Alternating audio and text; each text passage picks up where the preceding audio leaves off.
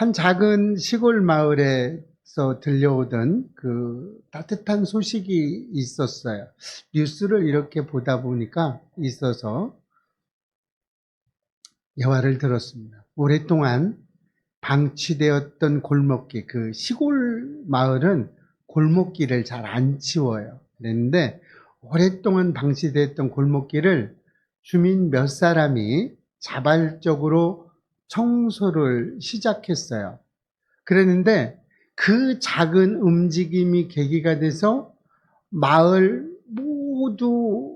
사람들 모두가 합심하면서 마을 전체를 새롭게 단장했다는 따뜻한 소식이죠.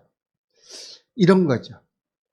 이렇게 변화는요, 거창한 사람들에게서 오는 것이 아니에요. 말씀에 순종하는 한 사람에게서 시작이 됩니다. 특별한 능력이 있어서가 아니에요. 제가 하겠습니다 라고 나선 평범한 사람이 공동체를 살리게 되는 거죠. 하나님께서도 세상을 변화시키실 때 항상 이런 방식으로 하셨죠. 여러 명을 쓰신 것이 아니라 그 시대에 한 사람의 리더자를 세워서 순종하는 리더자였죠. 그 한 사람으로 이스라엘 백성들을 이끌어 갔던 겁니다. 준비된 영웅이 아니었어요. 부르심에 순종하는 사람들을 통해서 하나님은 역사하신다는 거예요. 여러분, 이렇게 이야기하면 여러분 자신이 하나님 앞에 쓰임받는 리더자가 되고 싶은 생각이 막 안 드세요? 드시죠? 아멘. 네, 아멘이죠. 네. 저는 이렇게 준비하면서, 내가 좀 쓰임을 받았으면 좋겠다. 그래서 모두 다 쓰임을 받는 우리 예배교 성도님들 되시기를 축복합니다. 아멘. 찬양을 하면서, 이 찬양을 제가 처음 개종을 하고 나서 불렀던 찬양이에요. 반주기로. 끊임없이.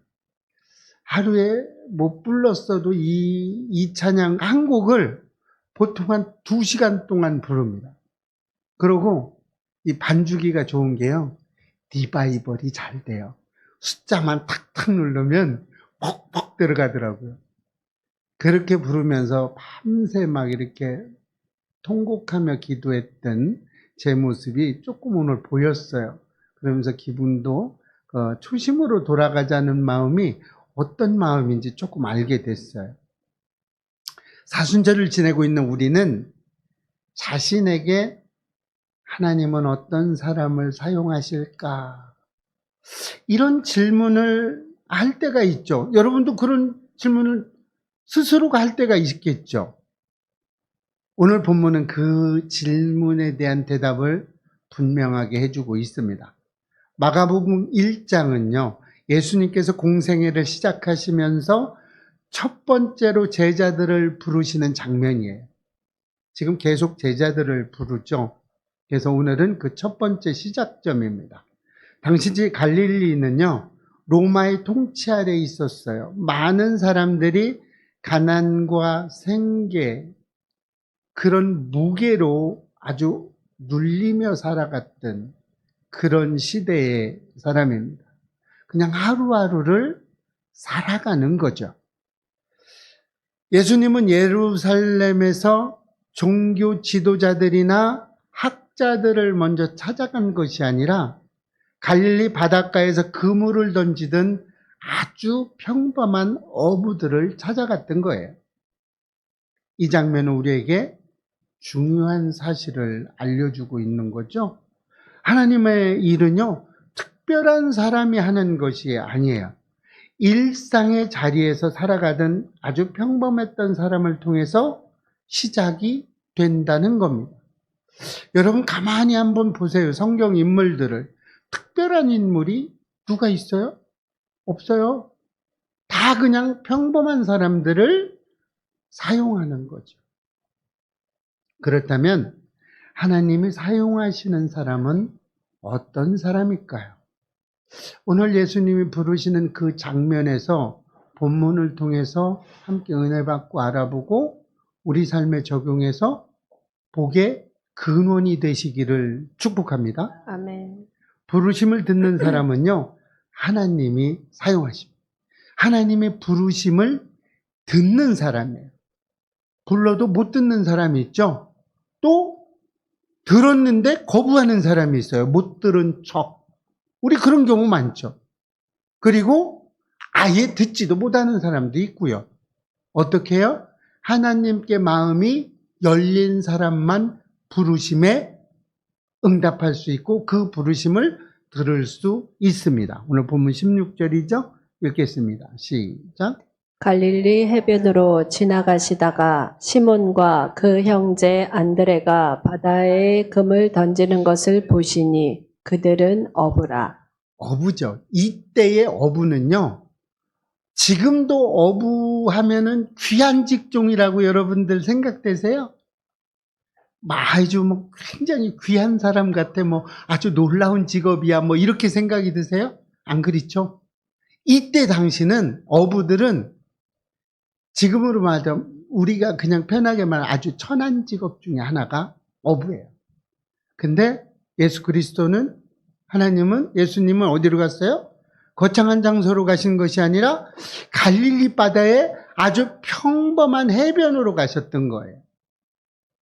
그리고 우리가 생각할 수 있죠. 우리가 하나님의 일꾼을 찾으려면 어디로 가요? 기도원으로 가고, 어디 신학교로 가고, 지금 말하면, 어디 좀 거창하게 좀 배운 사람들, 아니면 거대한 성전을 가지고 있는 그 어떤 인물들로 찾아가죠. 근데 예수님은 그렇게 가지 않았어요. 가장 천한 직업인 어부 있는데 해변가를 거닐기 시작합니다. 거기서는 생선 냄새와 땀이 가득한 삶의 현장이죠. 그런 거예요. 지금 이제 좀 비유돼서 말하면, 지금으로 말하면 직업의 귀천은 없다고 그러지만 귀하게 쓰임받고 있는데 어디로 간 거예요? 노동자한테로 간 거예요. 예수님이 지금 그런 형편으로 간 거예요. 그곳에서는 그 해변가에서 예수님이 지금 한 사람 한 사람을 보시고 계시죠. 그리고 부르시고 계십니다. 주님의 시선은 멀리 있는 사람이 아니에요. 지금 일하고 있는 그 자리 위에 머물러 있는 사람입니다. 하나님은 우리의 일상 속 모습으로 가장 먼저 찾아오시는 거예요. 하나님은 우리가 특별한 일을 할 때 찾아오시는 게 아니라 우리가 매일매일의 삶에서 그 위에서 열심히 일하는 우리의 모습을 보고 하나님은 우리에게 들려주시고 말씀하시고 부르신다는 이야기입니다. 그때 시몬 베드로와 안드레는 특별한 일을 하고 있지 않았어요. 늘 하던 대로 그물을 던지고 있었습니다. 화려하지도 영적으로 대단해 보이지도 않았어요. 그러나 주님은 바로 그런 평범한 사람을 지금 부르고 있습니다. 하나님은 우리가 가지고 있는 어떤 능력을 가지고 부르지 않습니다. 그냥 들을 수 있는 귀를 찾으시는 거예요. 제가 이래봬도 자격증이 꽤 많아요. 엄청 많아요. 개종하기 전에 자격증이라는 자격증은 많이 땄어요. 돈 벌 수 있는 기회가 굉장히 많아요. 근데 예수를 만나고 개종을 하고 나서 단 한 번도 그걸 사용해 친 적이 없어요. 예수님이 지금 누구를 찾아가요? 엄청난 일꾼들을 만나러 간 게 아니라 들을 귀 있는 사람만 가셨어요. 제가 자격증을 그렇게 많이 가지고 있고 돈 벌 수 있는 길이 그렇게 많은데도 하나도 사용하지 않으셨다는 거예요. 제가 외국에 있을 때도 역시 마찬가지로 하나도 쓰지 않으셨어요. 왜 안 썼는지 모르겠어요. 쓰려고 했었어요. 저는 해보려고 했어요.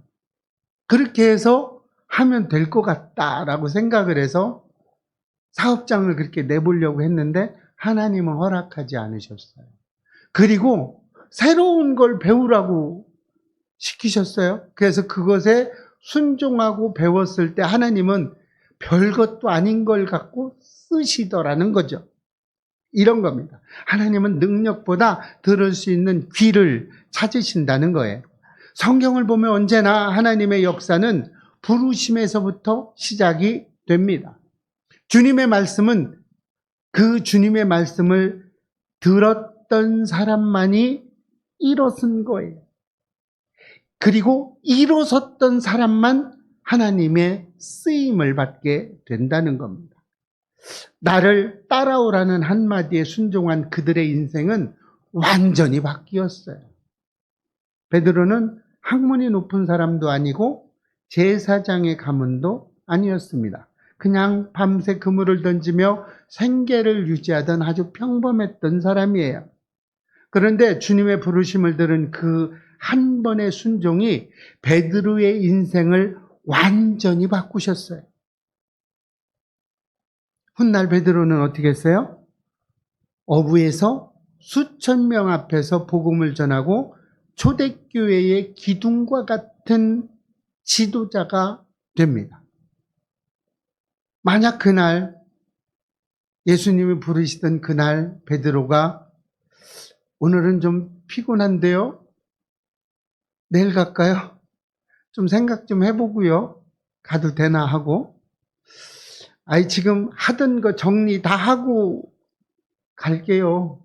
이렇게 미뤘다면 어떻게 되셨을까요? 그랬다면 이렇게 하나님의 위대한 역사, 만약에 베드로가 이렇게 미뤘다면 지금도 어부로 살고 있겠죠. 그러나 하나님의 말씀에 순종해서 일어났던 이 위대한 역사는 대단한 사람에게서 시작되지 않고요. 주님의 부르심에 예 주님 하고 따르는, 아멘 하고 따르는 그 일어나는 사람들을 통해서 했다는 거죠. 제가 주님의 부르심을 받았을 때 저는 안 할 수 있는 일이 되게 많았어요. 또 그렇게 행동을 직접 했어요. 왜요? 제 실력을 알으니까 저는 안 할 수 있는 방법을 여러 가지로 택했는데 하나님은 다 피해 가시더라는 거죠. 그리고 나서 순종을 하게 됩니다.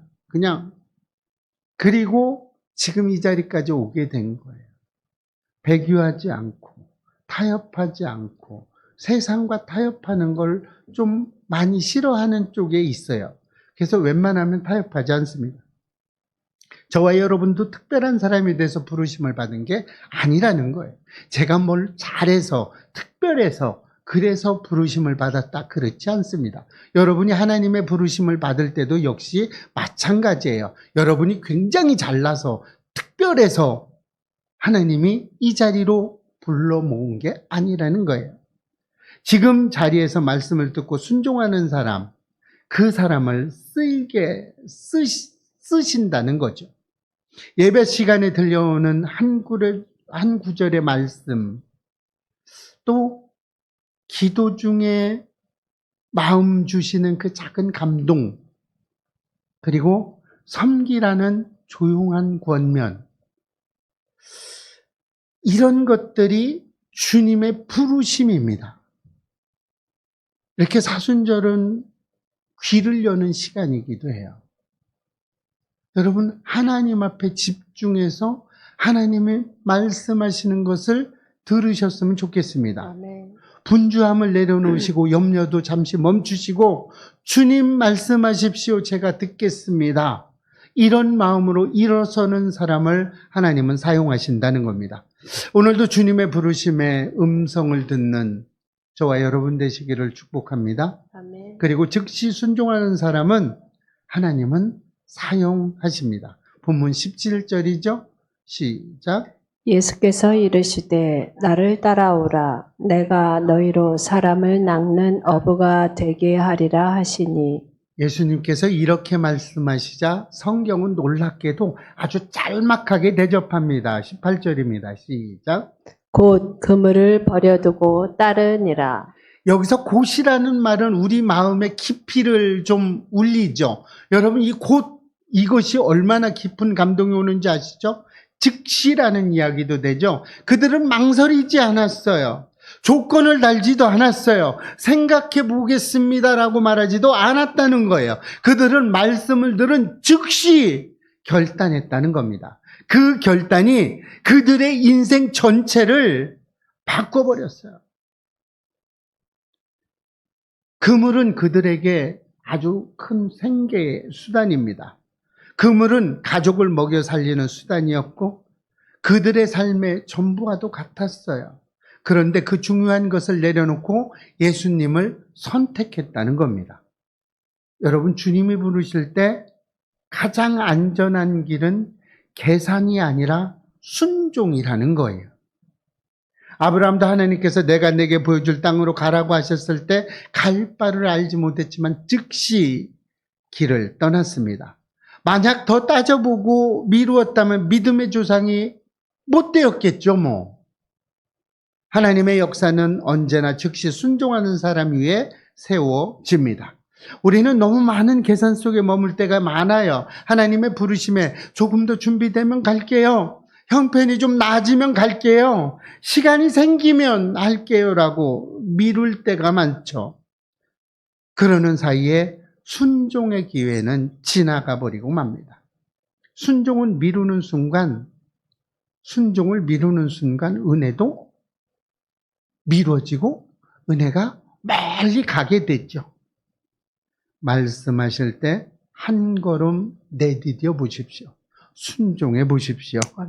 작은 결단이라도 즉시 순종할 때 하나님께서 우리의 삶을 통해서 놀라운 일을 이루어 가실 거라는 겁니다. 이렇게 삶의 우선순위를 바꾸는 사람은 하나님이 반드시 사용하신다는 겁니다. 오늘 본문 20절입니다. 시작. 곧 부르시니 그 아버지 세베대를 품꾼들과 함께 배에 버려두고 예수를 따라가니라. 이 말씀을 보면 여러분 어떤 생각이 드세요? 참 어려운 결단이라는 생각이 들지 않으세요? 만약에 여러분에게 지금 떠나라. 예를 들어서 지금 우리 권사님에게 지금 선교지로 가세요. 내일 비행기 타고 가세요. 그러면 아마 어떻게 될까요? 우리 전사님은 갈 거야, 아마. 가세요. 그럼 얼른 갈 거야. 만약에 여러분에게 지금 하던 거를 다 내려놓고 당장 가십시오 이런다면 지금 그 말이잖아요. 지금 이 성경 구절이 결코 가볍게 결단할 수 있는 게 아니라는 거예요. 쉽게 결단하고 나갈 수 있는 일이 아니라는 거죠. 예수님의 부르심은 그냥 어떤 취미 생활이나 뭐 여가 생활이나 뭐 이런 얘기가 아니라는 거죠. 그들의 인생 전체의 방향을 바꾸는 선택이에요. 내 인생 전체가 바뀌는 거예요. 완전히 바뀌는 거. 제가 개종을 결심을 했을 때 하나님을 나의 주 나의 구원자로 고백하겠습니다라고 결단을 했을 때 저에게는 많은 것을 포기해야만 됐어요. 그 포기를 어떻게 해야 될까? 그동안 즐겨왔던 많은 것들, 좋아하는 물질, 이걸 다 어떻게, 그리고 내가 빌려주고 못 받았던 돈들, 받아야 될 거 아니에요. 그게 수십억인데, 받아야지. 그걸 어떻게 포기해? 1년 걸렸어요. 그걸 포기하는데. 예수를 믿고 나서도 그걸 포기하는데 1년 정도 걸린 것 같아요. 뭐 정확한 시간은 모르지만 거의 한 1년. 그래, 두자. 왜 그러냐면 그때 대학교 2학년이었거든요. 그래, 너희들 잘 먹고 잘 살아라. 나는 이대로 가겠다. 이렇게 하고 포기한 시간까지 저는 많이 어려웠어요. 이렇게 살았다는 거죠. 인생의 방향이 바뀌는 겁니다. 완벽하게, 퍼펙트하게 바뀌는 거예요. 이쪽 길, 저쪽 길이 아니라 완전히 반대의 길로 가는 거예요. 그렇죠? 여러분 세상에선 더 많이 가져라, 더 계속 가져라. 네가 왜 손해보냐. 그거 다 뭐 때려서라도 받아와야지. 이렇게 얘기하는데 예수님은 뭐라고 그래요? 오른쪽 뺨 때리면 왼쪽 뺨도 둘러대라. 50리 가자 그러니 100리까지 가라. 겉옷 달라 그러면 속옷도 벗어줘라. 다 줘라, 그죠? 다 줘라. 처음에 미웠어요. 왜 그렇게 줘라고 하냐고. 가지고 와도 지금 못할 판국에 주랍니다. 이렇게 인생의 방향이 바뀌는 거예요. 베드로에게 배는 생업이었죠. 아버지는 가족이었습니다. 갈릴리 바다는 삶의 터전이었어요. 그 모든 것을 뒤로하고 주님을 따랐다는 것은 삶의 중심이 완전히 바뀐다는 이야기를 하고 있는 겁니다. 야고보와 요한은 아버지 곁을 떠나는 것이 결코 쉬운 결정은 아니었을 거라고 생각이 됩니다. 당시 기업을 잇는 것은 아들로서의 중요한 책임 중에 하나였기 때문에 그렇습니다. 그럼에도 그들은 예수님을 가장 먼저 우선순위에 선택을 했어요. 주님이 인생의 2위가 아니라 1위짜리가 되었기 때문에 그렇습니다. 하나님은 이런 사람들을 통해서 큰 일을 이루신다는 거예요. 훗날에 요한은 사랑의 사도로 불리고 교회를 섬기는 사람이 됐고요. 야고보는 복음을 위해서 생명까지 드리는 순교자가 됩니다. 그날 갈릴리에서의 선택이 역사를 바꾸는 출발점이 되었어요. 이렇게 우선순위가 바뀌면 인생의 열매도 달라진다는 겁니다. 그렇다면 여러분의 인생의 우선순위는 예수님이 1번입니까? 아니면 한 50번째쯤 되십니까? 1번이죠. 아멘이죠. 이 말이 얼른 나와야 돼요.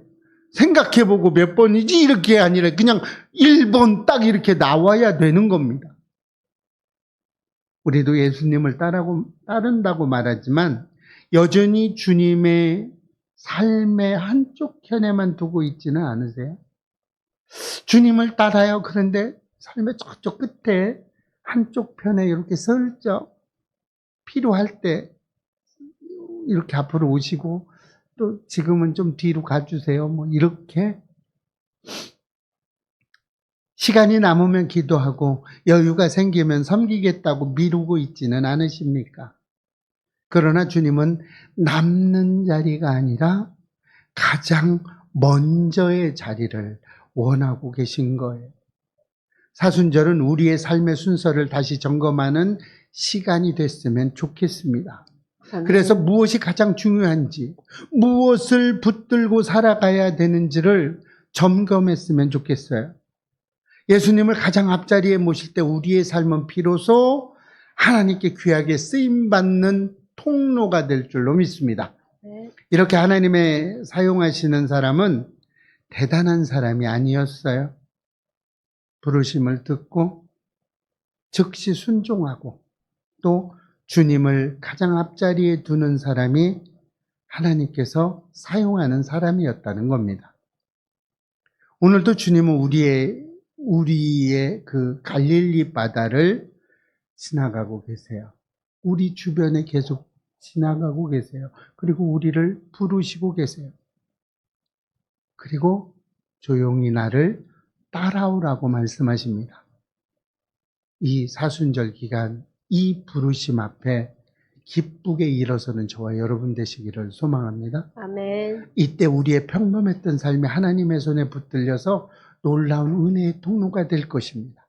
이런 축복이 우리 예배교회에 임해서 세상이 감당하지 못하는 저와 여러분 되시기를 주님의 이름으로 축원합니다. 아멘.